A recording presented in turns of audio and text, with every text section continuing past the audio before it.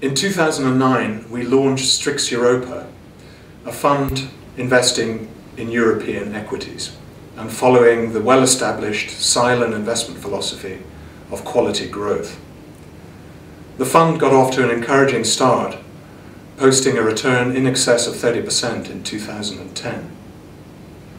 In the following interview, the fund manager of Stryx Europa, Christian Diebich, speaks to financial author and former FT journalist Jonathan Davis. Where do you think we are in terms of the general economic picture at the moment? I think what we're seeing now is that we see a recovery in the US. I think we are starting to see a recovery in the UK as well, despite all the headlines. And we're probably, say, 6 to 12 months off a more meaningful recovery in continental Europe.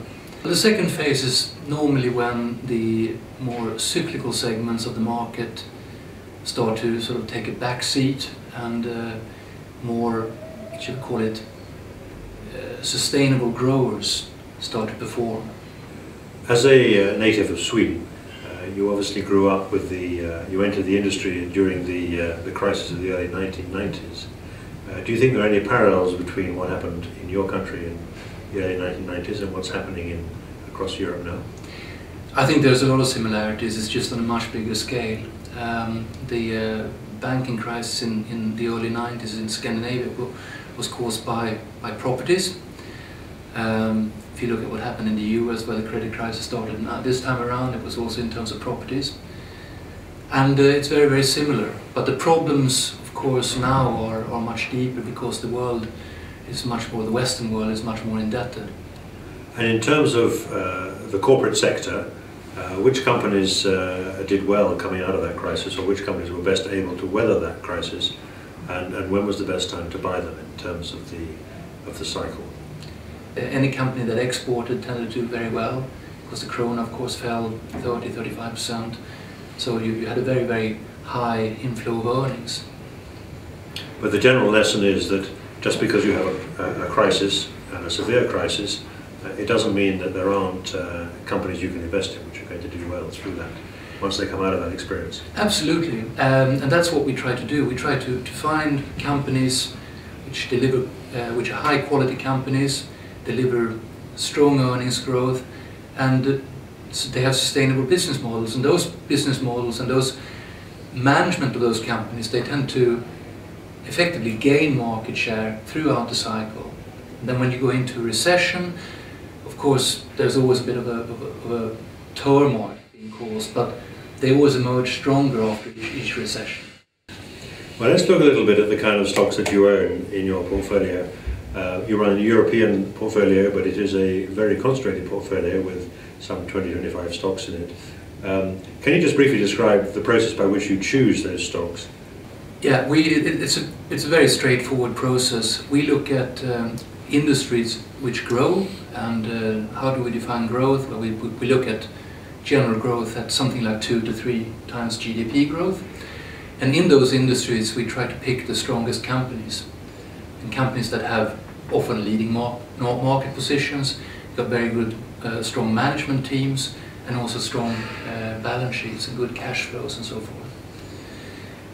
We do a deep analysis of these companies, and if we can sort of tick the boxes, so to say, in terms of their quality, so we consider them to be contenders of an investment universe, and we have something like 30 to 40 companies in each region where we invest. And of those 30 to 40 companies, we tend to invest in about 20–25 or so. And if you look at the financial characteristics of those stocks, things such as return on capital, earnings profile and so on, what ideally would be the kind of profile you'd be looking for? Well, we look at one very important part of the analysis, the balance sheet. And the debt situation. Is the company financed by long or short-term debt? Is it a lot of foreign debt exposure? So the balance sheet is absolutely key. We look at cash flows at different levels, operating cash flows, free cash flows, of course. We try to compare the free cash flow with net earnings and see what the cash conversion is. We want companies which are ideally not capital intensive, but generate high cash flows. That's what we're looking for. I guess the issue then is that there are a lot of people who are looking for the same kind of companies. It's obviously very important at what price you can buy these companies because they're well known, they're large companies. How do you analyze that part of the equation? So once we have analyzed the company and its management, we go into deep trouble actually analyzing the stock and what makes the stock move, and how the stock has been valued over time. And I think it's fair to say that any business can really enhance its sustainable valuation. It's just up to management how clever it is and how well it grows that business. But what we're trying to do is find top quality companies and buy the stocks of those companies when they're not too expensive. So how often, for example, would we find a stock in your portfolio which had a PE of say 20 or an earnings yield of 5%? You would find a PE of 20 quite frequently in the portfolio. For the simple reason, I think it's fair to say that you get what you pay for. And good quality companies, if they are properly good and growing, they don't normally come cheap. But the price of them or the valuation of them, by following them for a long time, we've been, all of us here in the firm have been analysts for a long time. We sort of know which names are. We know how the stocks have been valued during the course of a business cycle, and we know roughly what we should pay for them. Okay, so let's take a couple of examples. What's the largest position in your fund at the moment, and why do you hold that particular stock? In the European fund, the largest position is a Danish company called Novo Nordisk. It's the world's largest insulin maker. They control roughly half of the world's insulin market. It's a business we really like, simply because you have roughly 5% volume growth every year.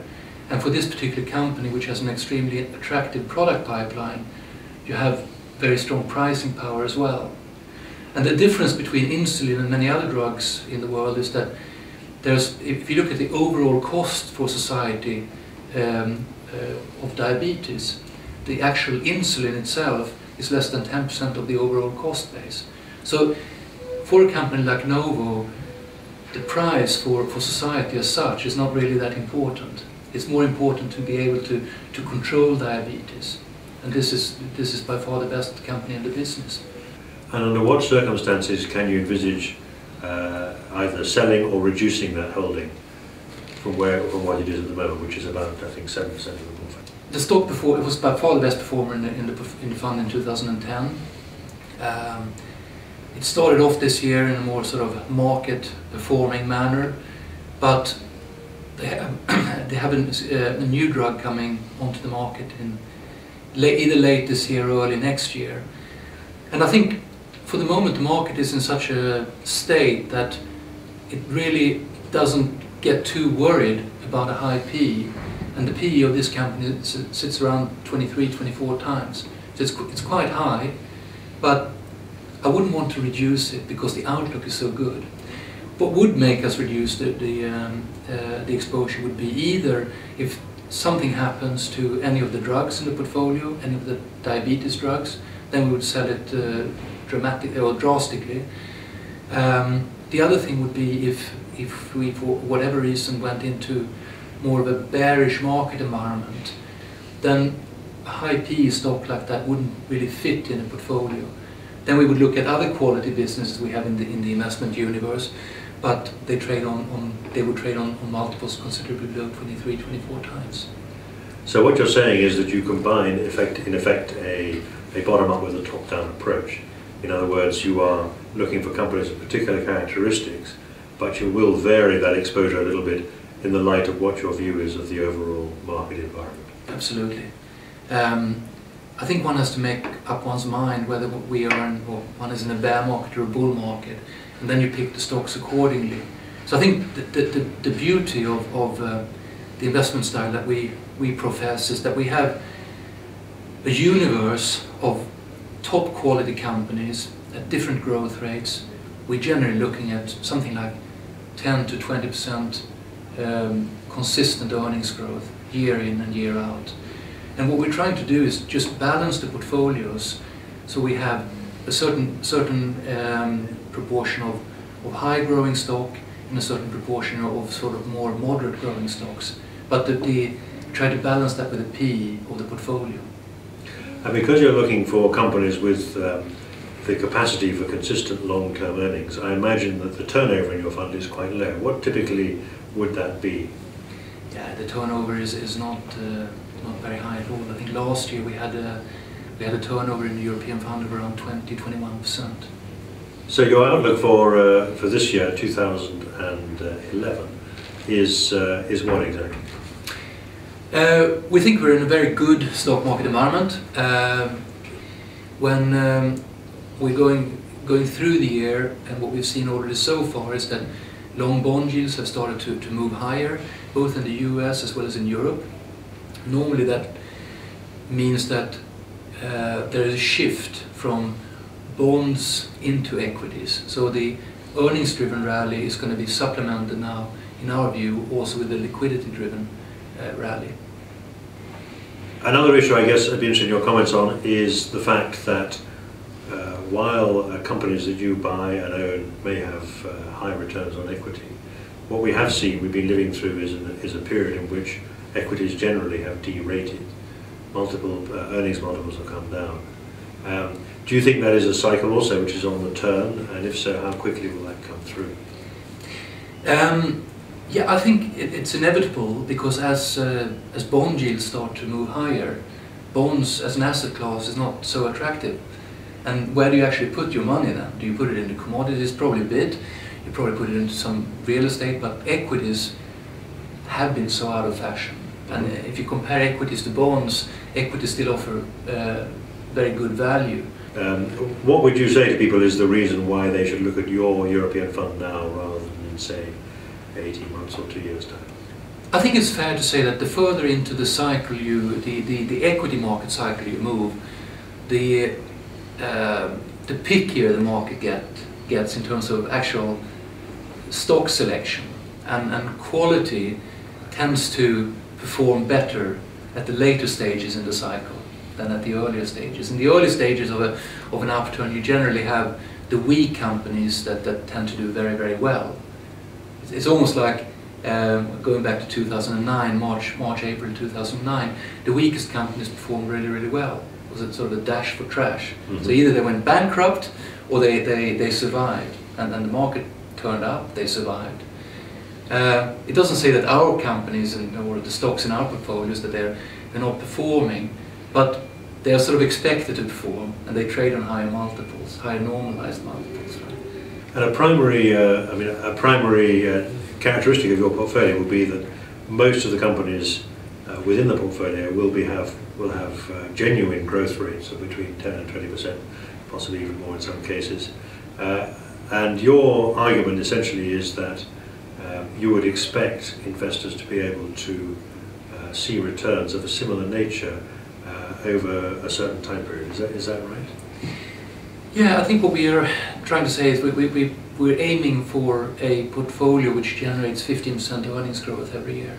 If you have 15% earnings growth and you compound that in 5 years, you're effectively doubling your earnings base. Now, if the stock markets worked in an orderly fashion, you would effectively double your capital, assuming that the P's would stay the same.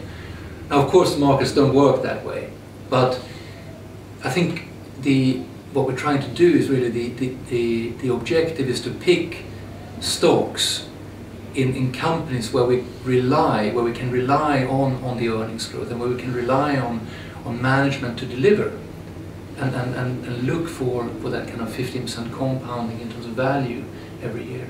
That's the objective.